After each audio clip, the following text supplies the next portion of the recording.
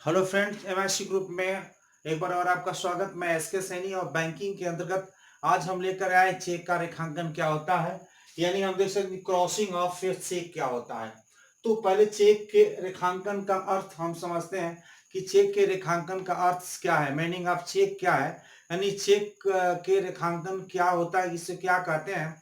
तो सबसे पहले जानने का प्रयास करते हैं इसके बारे में हम। यानी यहाँ पे आप देख सकते हैं ये चेक का रेखांकन क्या होता है। जब चेक के बाईं तरफ दो सामान्य रेखाएं खींच दी जाती है, उसी को रेखांकन कहते हैं, यानी चेक का रेखांकन कहते हैं। यानी हम देख सकते हैं कि चेक के रेखांकन से अर्थ क्या है।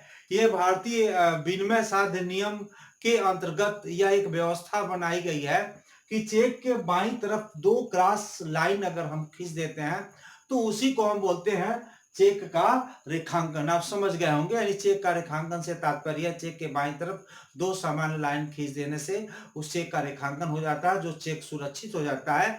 उसे डायरेक्ट खिड़की से हम भुगतान नहीं प्राप्त कर सकते हैं, बिना उसे अकाउंट के माध्यम से हम प्राप्त नहीं कर सकते हैं। उसी को बोलते हैं चेक के रेखांकन का अर्थ। और इसके बाद हम आते हैं इसमें जो बहुत सारी बातें इसके अंतर्गत आती है। रेखांकन में प्रयुक्त होने वाले शब्दों से पहले हम यहाँ इसके बाद आते हैं, दो तीन पॉइंट है इसमें, इसके अंतर्गत दो तीन पॉइंट है। हम पहला पॉइंट का बात करते हैं, यानी यदि चेक पर ऊपर बाईं तरफ दो तिरछी रेखाएं खींच दी जाती है तो चेक पर जो की गई जो रेखा होता है, ये खींची गई रेखा होता है, यही बढ़ोतरी कहलाता है, यानी एडिशन रेखाएं कहलाता है। यानी हम कह सकते हैं इसके अंतर्गत अगर ये जो चेक है, इस चेक के बाईं तरफ दो रेखाएं खींच दी जाती है तो इसी को हम एडिशन या हम बढ़ोतरी कह सकते हैं। दूसरा इसके अंतर्गत एक प्रयुक्त और हो सकता है कि यानी इसी तरह से यदि चेक के बाईं तरफ दो तिरछी रेखाएं खींच करके, यानी बाईं तरफ दो तिरछी रेखाएं खींच करके यहाँ पे एंड कंपनी शब्द का अगर हम प्रयोग करते हैं तो भी यह क्या होता है, ये एक एडिशन बढ़ोतरी होता है। मतलब ये भी एक बढ़ोतरी रेखा होता है, यानी बढ़ोतरी इसको हम कह सकते हैं। इसको भी हम चेक का रेखांकन कहते हैं। इससे इस पे कोई प्रभाव पड़ने वाला नहीं है। इसके अंतर्गत एक और जिक्र हम करते हैं, ये दूसरा था यानी कंपनी का। तीसरा था जो है यानी चेक के बाईं तरफ, उसी तरह से जो हमने बताया, चेक के बाईं तरफ अगर दो रेखाएं खींच करके यहाँ पे अकाउंट और पेई और वनली शब्द का प्रयोग कर देते हैं, अकाउंट पेई वनली शब्द का इस क्रॉस के बीच में अगर हम प्रयोग कर देते हैं तो भी एक प्रकार का एडिशन ही है, एक प्रकार का बढ़ोतरी है। और उसी तरह से इसका भी हम प्रयोग करेंगे, मान्य करेंगे। इस पे अगर नहीं लिखते हैं तो वही भी कोई प्रभाव पड़ने वाला नहीं है, अगर लिख देते हैं तो भी कोई प्रभाव पड़ने वाला नहीं है। लेकिन क्रॉस शब्द अगर हमने लिख दिया तो इसका मतलब है कि इसका भुगतान आपको खाते से ही प्राप्त होना है, ऐसे डायरेक्ट खिड़की से प्राप्त नहीं होगा। तो नेक्स्ट हम देखते हैं कि रेखांकन में प्रयुक्त होने वाले शब्द, थोड़ा सा हमने शॉर्ट रूप में इसका जिक्र कर ही दिया, लेकिन एक बार हमने देखा रेखांकन में प्रयुक्त होने वाले शब्द एंड कंपनी और नॉट नेगेटिबल और अकाउंट पे ओनली, हम तीन तरह से अपने चेक के रेखांकन में इसका हम प्रयोग कर सकते हैं। हम रेखांकन के जब प्रकार पढ़ेंगे तो उसमें बड़ी बहुत सारी बातों को हम जिक्र करेंगे, लेकिन इसमें हम देख सकते हैं, यानी अगर ये पहले नंबर पे हम चलते हैं, यह एक चेक है और चेक के ऐसे हम एंड यानी एंड कंपनी लिख देते हैं तो इस रेखा मतलब इसका भी हम प्रयोग कर सकते हैं। यानी रेखांकन के अंतर्गत इन शब्दों का कोई अर्थ नहीं होता, परंपरा के आधार पे इसका हम प्रयोग करते हैं, परंपरा के आधार पे इसका प्रयोग किया जाता है। यानी हम कह सकते हैं एंड कंपनी की जो बात करते हैं, रेखांकन के अंतर्गत इन शब्दों का कोई अर्थ नहीं होता और परंपरा के आधार पे हम इसका प्रयोग करते हैं। तो हमने देखा कि चेक के बाईं तरफ ये रेखांकन दो रेखाएं खींच करके उसमें एंड कंपनी यही शब्द का प्रयोग हमने कर दिया। एंड कंपनी शब्द का प्रयोग कर दिया तो ये चेक क्या हो गया, रेखांकित हो गया। इसका भुगतान अकाउंट के माध्यम से किया जा सकता है, डायरेक्ट नहीं किया जा सकता। दूसरे के अंतर्गत अविनिमय साध्य आता है। यह एक चेक है, इसको भी क्या कहते हैं, इस चेक के इसको सुरक्षित करने के लिए इसका कोई बहुत बड़ा मतलब ये नहीं है। ऐसा रेखांकन चेक को सुरक्षित करने के उद्देश्य से किया जाता है। यानी ऐसा रेखांकन जिसमें लिख दिया जाता है नॉट निगेटिबल लिख दिया जाता है। यही शब्द यहाँ हम प्रयोग कर देते हैं। अविनिमय साध्य हिंदी में लिखना है तो लिख सकते हैं नॉट निगेटिबल, यहाँ पे इसका हम प्रयोग कर देते हैं। इसका मतलब ये होता है ऐसा रेखांकन चेक को सुरक्षा प्रदान करता है, सुरक्षित प्रदान करने के उद्देश्य से किया जाता है। इसका अर्थ यह नहीं होता है, इसका अर्थ यह नहीं होता है चेक का हस्तांतरण नहीं हो सकता है।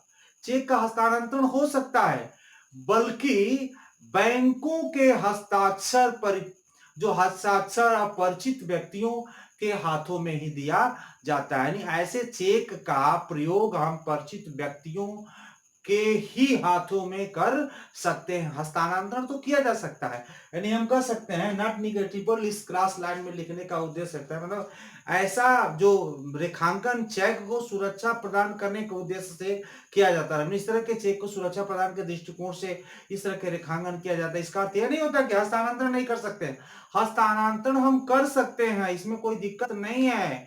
और बल्कि बैंकों को जो हस्ताक्षर होता है, हस्तांतरण होता है, उसके परिप्रेक्ष्य में व्यक्तियों के हाथों में होता है। यानी व्यक्ति के हाथों में होता है, बैंक के हाथों में होता है। इसका हम हस्तांतरण एक दूसरे से दूसरे व्यक्ति में कर सकते हैं। इसका हम और एक जिक्र आगे करेंगे। तो इस तरह से हम कह सकते हैं अविनिमय साध्य, यानी सुरक्षा के दृष्टिकोण से हम नॉट निगेटिबल शब्द का प्रयोग इसमें करते ताकि और भी यह सुरक्षित हो जाए। तीसरा आता है केवल अदाता खाते के लिए। यानी क्या होता है, ऐसे चेक की धनराशि का अदाता के खाते, मतलब जिनको हमको धारक को देना, होल्डर को जिसको देना है, उसके खाते में जमा किया जाता है। अदाता ऐसे चेक का बेचान नहीं कर सकता है। बेचान तो कर सकता है, नहीं बेचान तो कर सकता है, नहीं ना बेचान कर सकता है ना सीधे भुगतान कर सकता है। यानी हम कह सकते हैं कि केवल खाते अकाउंट पे ही अगर किसी व्यक्ति को ऐसे चेक अगर क्रॉस कर दिया जाता है, यहाँ पे अकाउंट जो है पेई ओनली अगर शब्द का प्रयोग कर देते हैं तो ऐसे चेक का न बेचान कर सकता है, न ऐसे चेक को डायरेक्ट बैंक के शाखा से भुगतान प्राप्त कर सकता है। यानी ऐसे चेक का भुगतान बैंक उनके खाते में करेगा। जैसे रमेश को मिला है तो रमेश के खाते में बैंक भुगतान कर देगा और फिर रमेश इस चेक या विड्रॉल के माध्यम से अपने पैसे को निकाल करके अपना प्रयोग कर सकते हैं। तो इस तरह से हमने देखा रेखांकन में प्रयुक्त होने वाले शब्द है एंड कंपनी, नॉट नेगेटिबल और केवल अदाता के लिए नहीं, अकाउंट पे ओनली। और एक चीज और इसमें आता है उसका भी हम लोग जिक्र कर लेते हैं और क्या प्रयोग कर सकते हैं। यानी इसमें क्या है, रेखांकन के उद्देश्य, जो रेखांकन के उद्देश्य या लाभ की बात कर सकते हैं।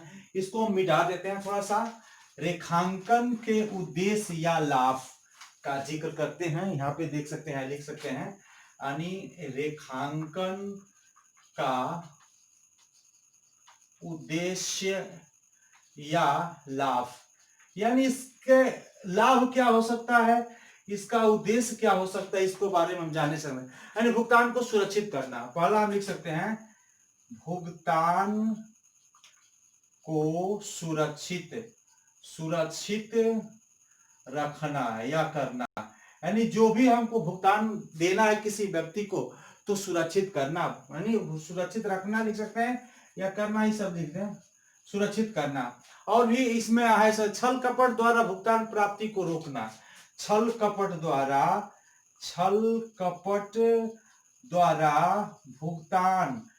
भुगतान प्राप्ति को रोकना।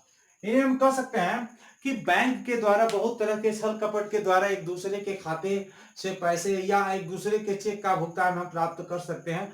तो रेखांकन कर देते हैं तो ओनली अकाउंट में जाएगा। इस तरह से हम कह सकते हैं छल कपट द्वारा जो भुगतान हम प्राप्त करते थे उसमें रोक लगाया जा सकता है।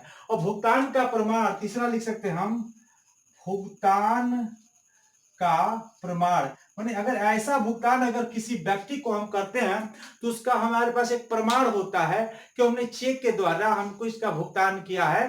तो इस तरह से वो भुगतान का प्रमाण हमारे पास एक होता है। और फिर न्यायालय में मान्य, यानी ये चौथा एक लाभ होता है, ऐसा जो भुगतान होता है न्यायालय में मान्य होता है। न्यायालय में मान्य होता है। जैसे मान लीजिए हमने किसी को जमीन के लिए पैसा दे दिया और जमीन का हमने रजिस्ट्री नहीं कराया और व्यक्ति कहता है कि नहीं आपने पैसा नहीं दिया है, लेकिन अगर हम चेक के माध्यम से देते हैं, वो भी क्रॉस चेक देते हैं, तो फिर वो झुठला नहीं सकते हैं। उनको मानना ही पड़ेगा कि हाँ वाकई में इस व्यक्ति के द्वारा हमें पैसा दिया गया है और हमें रजिस्ट्री कर देनी चाहिए।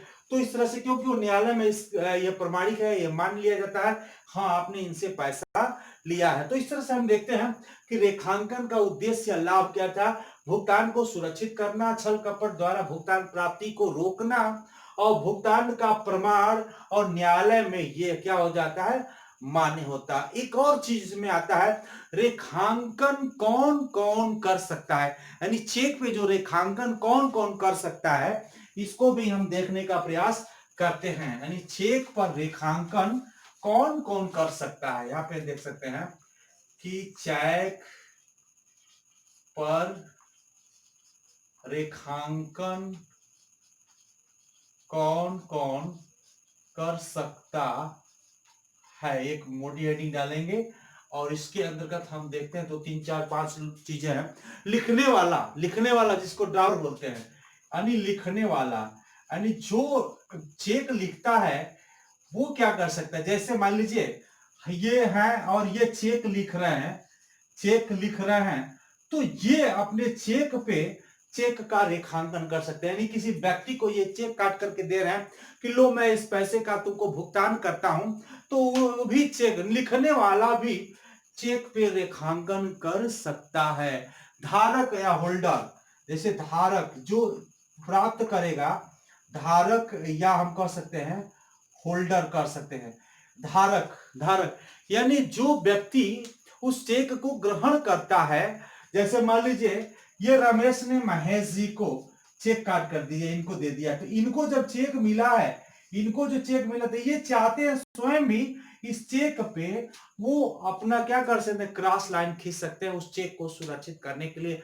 मान लीजिए इन्होंने चेक दे दिया और चेक गायब हो गया और ये क्रॉस नहीं किया, तो ये सोचे होंगे कि चेक पाते ही हम क्रॉस कर देंगे अपने हाथों से, अगर चेक गायब भी हो जाएगा तो उसका भुगतान प्राप्त करना कठिन हो जाएगा, नहीं प्राप्त किया जा सकता है क्योंकि मेरे अकाउंट में उस भुगतान को प्राप्त करना है। तो इस तरह से हम देख सकते हैं कि ये खुद भी कर सकते हैं ताकि चेक को हम सुरक्षित रख सकें। और फिर समान से विशेष रेखांकन का मतलब यह है कि तीसरा लिख सकते हैं कि सामान्य से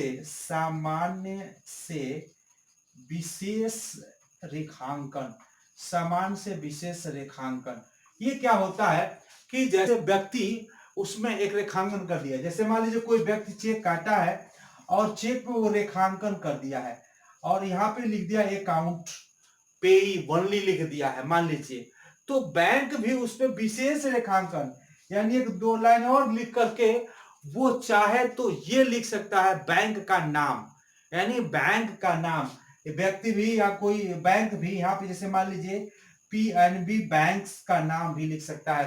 तो इसका मतलब है विशेष रेखांकन हो गया। और ऐसे चेक का भुगतान पीएनबी बैंक से ही किया जा सकता है, किसी अन्य बैंक से नहीं किया जा सकता। तो इस तरह से हम कह सकते हैं सामान्य से विशेष रेखांकन। नए शब्द जोड़ना, यानी नए शब्द जोड़ना एक चौथा आता है इसमें, चेक पर कौन कौन सा प्रयोग कर सकता है। चौथा है नए शब्द जोड़ना।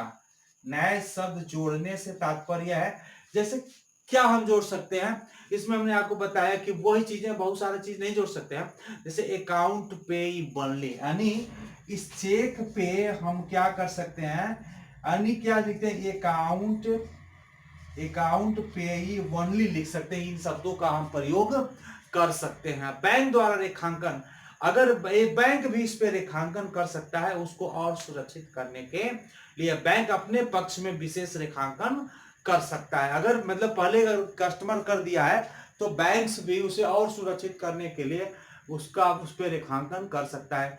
तो इस तरह से हमने देखा कि ये चेक पर रेखांकन कौन कर सकता है, लिखने वाला, धारक, सामान्य से विशेष और नए शब्द जोड़ना या बैंक द्वारा भी रेखांकन किया जा सकता है। इस तरह से हमने देखा कि चेक रेखांकन का अर्थ क्या है, और फिर रेखांकन में प्रयुक्त होने वाले शब्द क्या है, और फिर रेखांकन का उद्देश्य या लाभ क्या है, और चेक पर रेखांकन कौन कौन कर सकता है। तो इस तरह से हमने देखा कि ये आपका चेक का रेखांकन क्या होता है, समझ में आ गया होगा।